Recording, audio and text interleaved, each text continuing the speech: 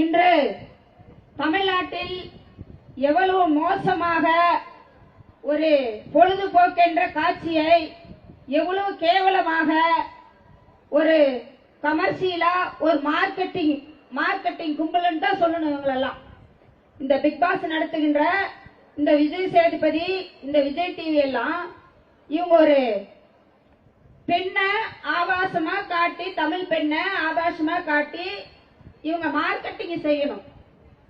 இங்க இருக்கிற தமிழ்நாட்டில் இருக்கிற அத்தனை தமிழ் கலாச்சாரத்தை அழித்து ஒழித்து இவர்கள் வாழ வேண்டும் என்பது ஒரே நோக்கத்துக்காக இந்த நிகழ்ச்சியை நடத்தி கொண்டிருக்கிறீங்க. விஜய் சேதுபதிக்கு நான் ஒரு முத்துலட்சுமி வீரப்பனாகிய ஒரு வேண்டுகோள் வச்சுக்கிறேன்.